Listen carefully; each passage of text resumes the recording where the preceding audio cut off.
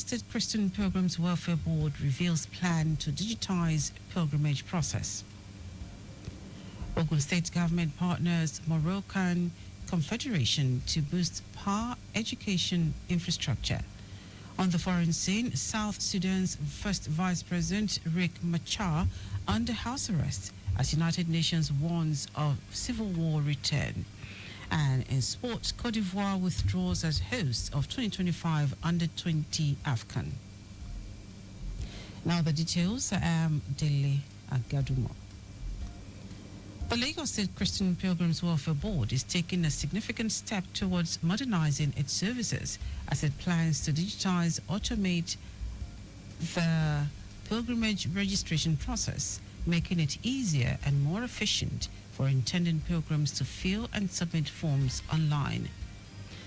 The board secretary, Bolabo Okudero, says the move is expected to enhance service delivery and eliminate the rigor of manual processes. Okudero emphasizes the importance of innovation, saying the board will ensure that intending pilgrims are carefully selected to maintain the spiritual essence of pilgrimage exercises. He stated this during a courtesy visit to the Lagos Traffic Radio aimed at strengthening media ties with the station.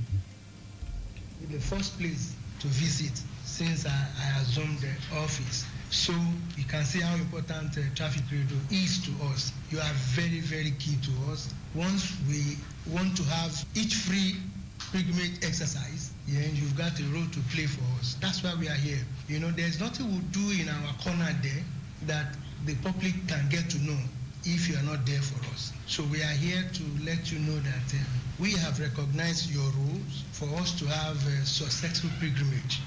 In its response, the General Manager of Lagos Traffic Radio, Tayo Akole, thanked the team for the visit, emphasizing that the collaboration with Lagos State Christian Pilgrims Welfare Board has long been established. Akole noted that going forward, it is expected that the already established relationship will yield more mutual benefits. We're going to find a way to form that process of sending information to this place. If need be, we are going to add more value to the service we are rendering to you. We are going to be of good service. You can be assured that we have the capacity to make people know what you are doing, both on terrestrial and online. We have readily available audience. The visit, which is aimed at fostering stronger media partnership, had in attendance the management team of the Lagos Traffic Radio and the Lagos State Christian Pilgrims Welfare Board.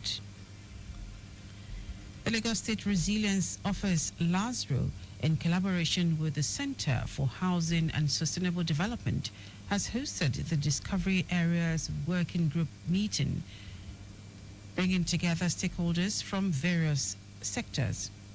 They include academia, government agencies, private organizations, and community representatives to examine the complexities and opportunities of Lagos as a thriving metropolis.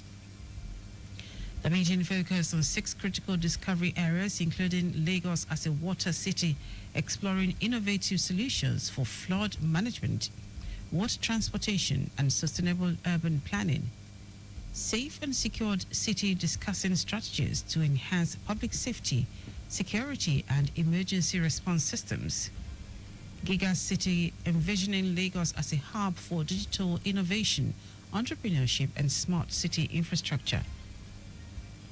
Lagos State Chief Resilience Officer Folayinka Dania, while delivering her welcome address, established the need to review the existing Lagos Resilience Strategy, as there are new emerging areas that need to come into it, and the current document's 5 tenure has elapsed. Dania emphasized that the Lagos State Resilience Office is committed to leveraging the insights and recommendations from the meeting to inform the development of a comprehensive resilience strategy for Lagos State. A representative from the Lagos Metropolitan Area Transport Authority, Lamata, Muiz Ogwara, harped on the need for Lagos to better engender interagencies collaboration and also foster synergies between it and neighboring states in the southwest region of the nation. The House of Representatives has passed for a second reading a bill seeking to recognize the 37 local council development areas, LCDAs, of Lagos State as full-fledged local government areas, LGAs.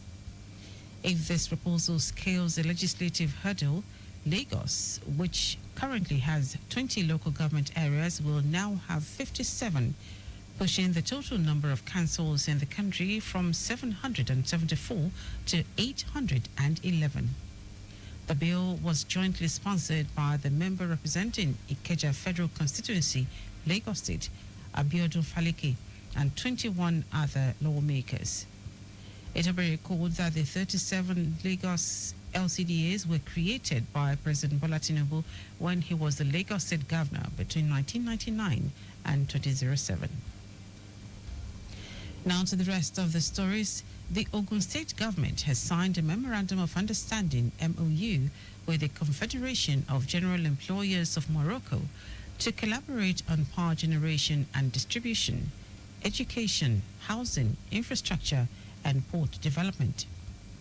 At the ceremony held at the Governor's office, Okemoson, Abeokuta, Governor Dapo Abiodun signed the MOU on behalf of Ogun State and Ali Zerali for Morocco. Governor Abiodun acknowledged Morocco's prowess in the areas of education, technology, manufacturing, agriculture, which Ogun State wants to key into. He noted that the state was keen to learn from Morocco on how it perfected its hydro, solar, gas energy with a view to bringing down the cost of energy in Nigeria. Abiodun added that the state wants to collaborate with Morocco to establish an automobile industry in Ogun State to supply automobiles abroad. The federal government has declared Monday, March 31 and Tuesday, April 1 as public holidays to mark the Eid al-Fitr celebration. The Minister of Interior, Olubunmi Tunji-Ojo, in a statement called on Nigerians to use the festive period to pray for peace, stability, and prosperity of the nation. Tunji-Ojo urged all Muslims to embrace the virtues of self-discipline, compassion, generosity, and peace, emphasizing the importance of love, forgiveness, and solidarity in building a harmonious society. He expressed hope that the joyous occasion of Eid al-Fitr would inspire unity and cooperation across religious and ethnic lines. And now to foreign news. South Sudan's first Vice President, Riek Machar, a long-time rival of the country's President Salva Kiir, has been placed under house arrest. Sudan People's Liberation Movement in opposition says an armed convoy led by top security officials, including the defense minister, entered Machar's residence in the capital, Juba, and disarmed his bodyguards late on Wednesday. Chairman of the party's Foreign Relations Committee, Red Tang, says Machar is technically under house arrest, but the security officials initially tried to take him away. The government is yet to comment. Meanwhile, the United Nations has been warning that South Sudan is on the brink of a return to civil war following an escalation of conflict between Machar and the president that has been building for weeks. It will be recalled that the two leaders agreed in August 2018 to end a 5-year civil war that killed nearly 400,000 people. Now, sports. Cote d'Ivoire has announced its withdrawal from hosting the 2025 Under-20 Africa Cup of Nations just weeks before the commencement of the tournament. The tournament was originally scheduled for April 26 to May 18, 2025. The decision announced by the Ivorian Football Federation has sent shockwaves through African football, leaving the Confederation of African Football, CAF, scrambling to find an alternative venue for the continental showpiece. CAF had already conducted the draw for the tournament on February 13 in Cairo, Egypt. Meanwhile, there are reports that CAF is discussing with Egypt about replacing Cote d'Ivoire as host. The 4 semi-finalists will qualify as Africa's representatives for the 2025 Under-20 World Cup in Chile. And that is our news at noon. Just before we go, always obey road signs and traffic lights. You can follow us and like all our various social media platforms: X at Traffic Radio 961, Facebook Lagos Traffic Radio 96.1 FM, Instagram Lagos Traffic Radio 961. Subscribe and watch our news and programs live on YouTube at Traffic Radio 961. You can also visit our website www.trafficradio961.ng.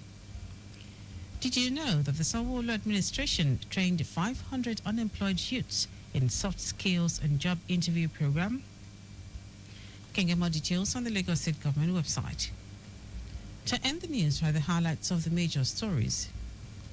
Lagos State Christian Pilgrims Welfare Board is taking a significant step towards modernizing its services as it plans to automate the pilgrimage registration process, making it easier and more efficient for intending pilgrims to fill and submit forms online.